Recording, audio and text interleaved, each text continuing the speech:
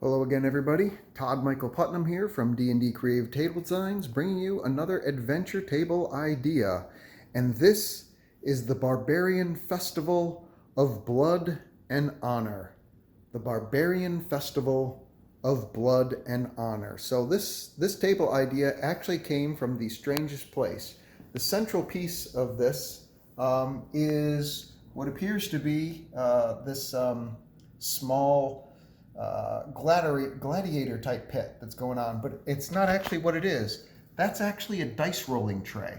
These two things come off the top. You roll the dice out, and it goes in there, and then you can put your other dice around, but while you're not using them, along the edges.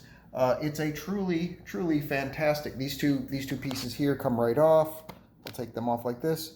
You roll the dice down through there. So that's what this is a dice roller tray. But when I looked at it, I realized, I was like, man, this is the perfect size for like one-on-one gladiator combat. So I had it painted up accordingly, and then added a few things and came up with an adventure idea to use this. And the idea behind this is that the Plains Barbarians, they have a festival of blood and honor every year, which is a coming of age festival. Every time people turn to to decide that they're going to attempt to become an adult within the tribe and gain full rights of tribe membership as an adult, they play these gladiator games.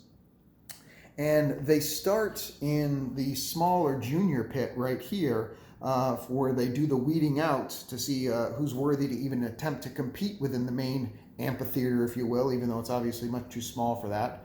But whoever can make it through the trials and that, then eventually under the watchful eye of the sub-chieftain, who will watch all the fightings and make sure that everyone conducts their combat in honor. And then those that succeed will eventually make it up in front of the chieftain himself, and they will conduct their one-on-one combat here in front of their peers and the gods, so they can prove themselves worthy of being a full-fledged member of the tribe and making decisions and so on and so forth. So it is a barbarian festival. However, they welcome anyone to test their strength at arms in this combat. And so because of this, in the more civilized realms, there are many knights and noblemen and cavalry guys and stuff that come to make a name for themselves in this festival by participating against the barbarians in an attempt to actually show their own worth and show how they placed or how well they did against the savage barbarians. It's a badge of honor to be able to compete against these barbarians, the Plains Barbarians, this way. So naturally, if there's a whole bunch of people from the civilized worlds that show up, and of course the barbarians themselves are here because this is where their home is, then no doubt the bards and gypsies are going to show up, and they're going to sell ale and sing songs and do some fortune telling and make some money off of the event, as it were. So the idea for what the players would do is they've come to test their mettle in this event themselves. These are some whiz kids, some of their new minis that they've got coming out.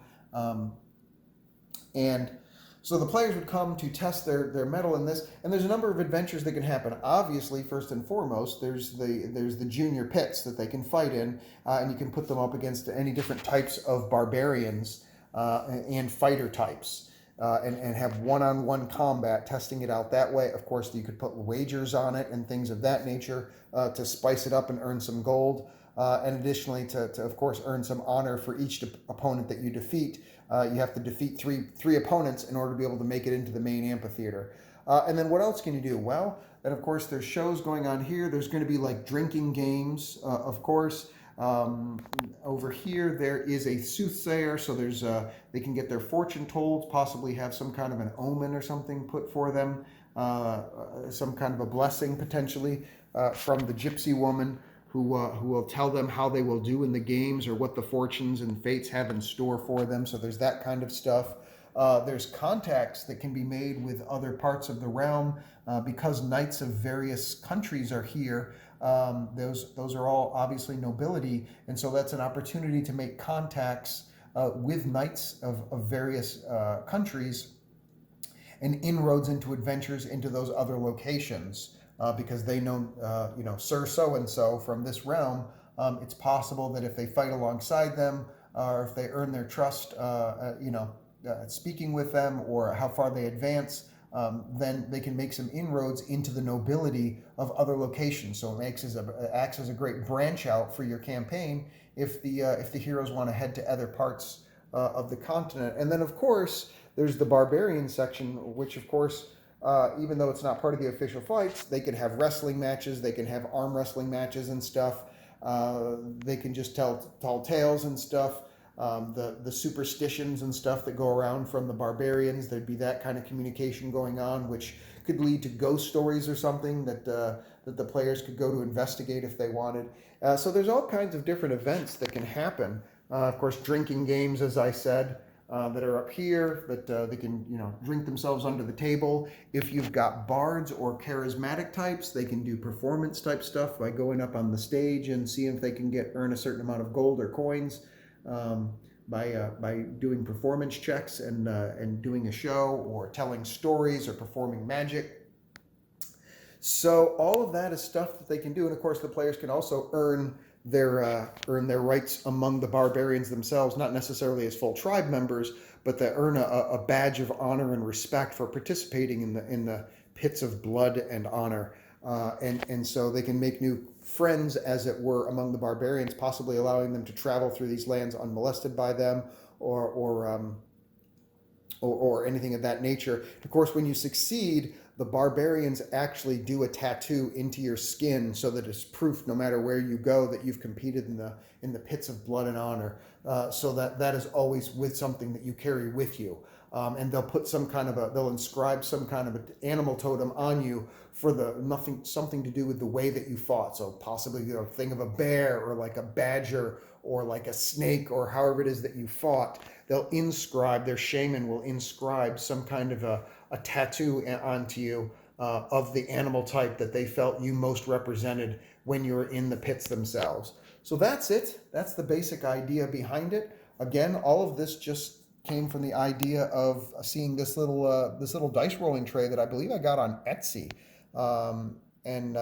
Hey, I don't remember how much it was, but got it all painted up so that it looks like an actual amphitheater, and that just gave me the idea for these Plains Barbarians having the pits of blood and honor. So there it is. Obviously, this is a 3D print that I got off Etsy. I'm sure there's some place you could probably download and get the files itself, but since I don't have a 3D printer, I bought it already printed off of Etsy. These yurts or little barbarian huts I also got off of either Etsy or eBay. They're 3D prints, the same thing with like the chieftain's main hut and like the shaman hut. These are 3D prints that I got already printed off of eBay. The rocks here are all from Monster Fight Club. This is not their natural color. It's pretty close to this, but I had them blackwashed at the suggestion of one of the people that's on my Facebook group, and they were absolutely right. I don't know who it was, but thanks to you again for saying that, because once they're blackwashed, they really came out looking a lot better. And then also these gray ones here are from Monster Fight Club. I did not blackwash them. I think they're pretty close to what they need to be. And the reason I just set them this way is because it goes along with the pit. It looks like the pit itself was, basically carved out from the materials from those. So that's what that is. These things right here, these various tents and stuff are also 3D prints that I got from off of eBay or Etsy. Monster Fight Club is the ones that makes these bushes and this here pond. And that's basically about it, except for, these things right here. Almost all of this is 3D printed as well. For like a barge troop or whatever it is. I think I just did searches on eBay for like 28 millimeter gypsy, 28 millimeter bard, things of that nature. And a number of these type of wagons and stuff showed up, and this stage. So I used that. And I honestly don't remember where I got this set of, I know it had something to do with Dwarven related, but it's 3D printed, I believe, for some kind of a distillery or whatever. And the same with the fighting pit here is also a 3D print that I got off of Etsy or eBay. These little icon guys on the side right here are from WizKids. There's one here and there's one here. And then the rest of this, I think, is 3D printed. So same thing with this throne, a dwarven throne that's 3D printed.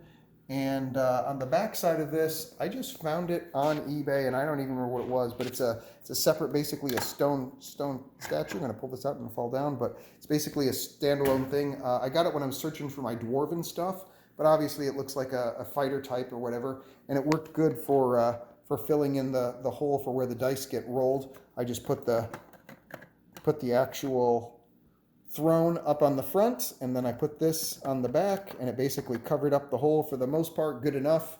And there you go, it's in business. My chieftain fell down. The chieftain's drunk. Okay, so there he is. So that's it. Please like and subscribe if you enjoy the video, if you're getting any ideas, and if you find this information or content useful, please like and subscribe, and leave your comments below and let me know what you think about it. Thanks as always for watching, and I will see you again next adventure. Take care. Bye.